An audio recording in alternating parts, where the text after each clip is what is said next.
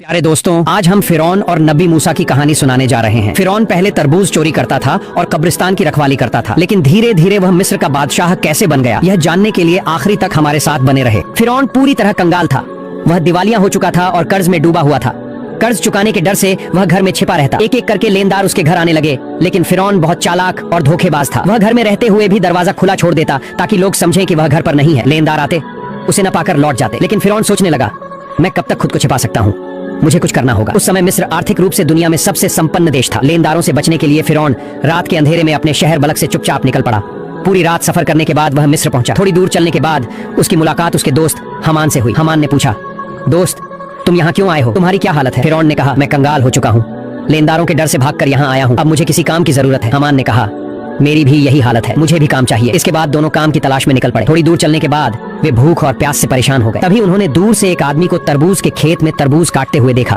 वे धीरे धीरे उसके पास गए और बोले, चाचा जी, हम बहुत भूखे हैं, क्या हमें कुछ तरबूज खाने को मिल सकता है? उस आदमी ने उन्हें तरबूज खाने दिया। दोनों ने पेट भर कर तरबूज खाया और संतुष्ट हो गए। फिर उस आदमी ने पूछा, मैंने तुम दोनों को पहले कभी यहाँ नहीं देखा, तुम कौन हो और कहाँ से आए हो? फिरौन ने जवाब दिया, हम परदेशी हैं, बलक से काम की तलाश में आए हैं। तरबूज के खेत के मालिक ने सोचा कि उसे भी काम करने वालों की जरूरत है। उसने कहा, क्या तुम दोनों मेरे यहाँ काम करोगे? हमान ने तुरंत कहा, हाँ हम काम करेंगे। मालिक ने कहा, मेरे पास काम करना है तो ईमानदारी से करना होगा, चोरी नहीं चलेगी। फिरौन जो बड़ा चालाक और धोखेबाज था बोला, मैंने कभी झूठ नहीं बोला और चोरी करना तो मेरे बस की बात नहीं। फिरौन और उसका दोस्त हमान तरबूज लेकर बाजार में बेचने लगे। वे तरबूज ऊंचे दाम पर बेचते और मालिक को ज्यादा मुनाफा दिखाते। धीरे धीरे उन्होंने अपनी चालाकी से खेत के मालिक का भरोसा जीत लिया।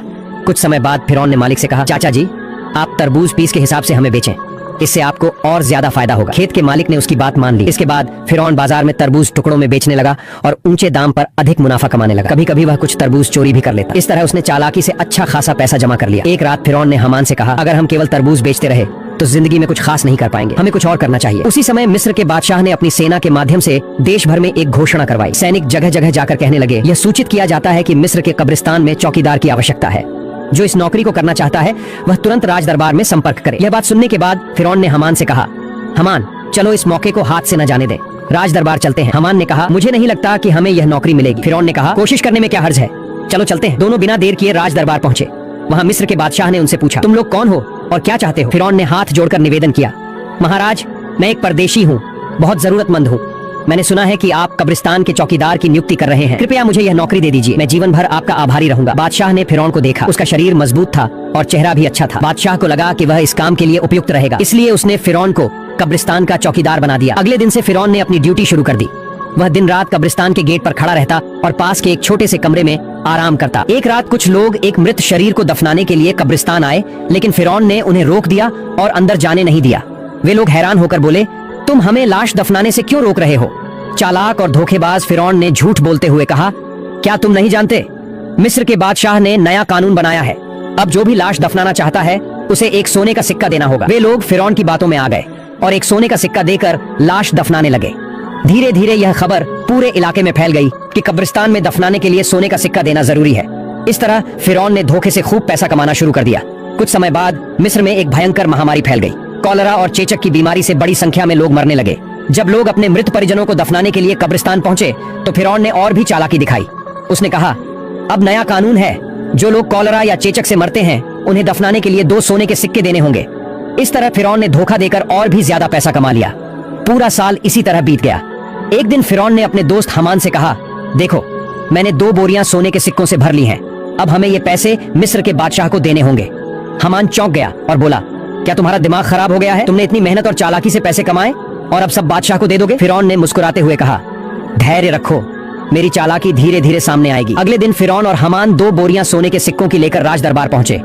बादशाह ने उन्हें देखकर पूछा, क्या बात है, तुम लोग बोरियां लेकर यहाँ क्यों आए हो? फिरौन ने सिर झुकाकर कहा, जहाँ पनाह, मैं 2 बोरियां सोने के सिक्कों के साथ आया हूँ। ये सुनकर बादशाह के मंत्री गुस्से में बोले, तुम्हारी हिम्मत कैसे हुई कि तुम बादशाह के सामने पैसे लेकर घमंड दिखाओ? बादशाह ने फिरौन से पूछा, इतने सारे सोने के सिक्के तुम्हें कहाँ से मिले और तुम इन्हें यहाँ क्यों लाए हो? फिरौन ने सिर झुकाकर जवाब दिया, जहाँ अपना, ये सिक्के उन लोगों से आए हैं जो अपने मृत परिजनों को दफनाने के लिए कब्रिस्तान में लाते थे, उनसे मैं एक सोने का सिक्का लेता था। इसके अलावा इसमें मेरी तनख्वाह के पैसे भी शामिल है। मेरा असली मकसद यह है कि मिस्र में पिछले 2 साल से जो गरीब लोग कर नहीं चुका पाए, उनकी ओर से मैं यह सोने के सिक्के आपको दे रहा हूँ, कृपया उनकी कर माफी कर दीजिए। यह सुनकर वहां मौजूद सभी लोग हैरान रह गए। मिस्र के बादशाह उसके इस कार्य से प्रभावित हुए और उस पर विशेष ध्यान देने लगे। अगले दिन से पूरे मिस्र में यह खबर फैल गई कि एक कब्रिस्तान का चौकीदार ने मिस्र के गरीब लोगों का 2 साल का कर चुका दिया है। पूरे मिस्र के लोग कहने लगे, इतना अच्छा इंसान पूरे मिस्र में दूसरा कोई नहीं हो सकता। अगर यह व्यक्ति हमारे देश का बादशाह होता तो हम कितने सुखी होते। इसी तरह पहले मिस्र के बादशाह और फिर मिस्र के लोगों का दिल जीत लिया। इसके बाद काफी समय बीत गया। एक दिन मिस्र के बादशाह का वृद्धावस्था के कारण निधन हो गया। इसके बाद चारों तरफ चिंता फैल गई कि दूसरा रमेसेस मिस्र का बादशाह कौन होगा। कुछ दिनों बाद राज दरबार में एक आपातकालीन बैठक बुलाई गई। वहां मौजूद विद्वानों में से एक ने कहा, इस तरह मिस्र के बादशाह का सिंहासन खाली नहीं रखा जा सकता।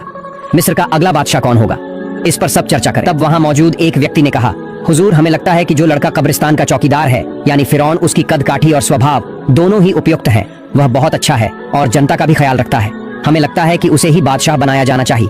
तब वह विद्वान व्यक्ति बोला, ठीक है, तो ऐसा ही हो। सबकी सहमति से फिरौन मिस्र का बादशाह बन गया।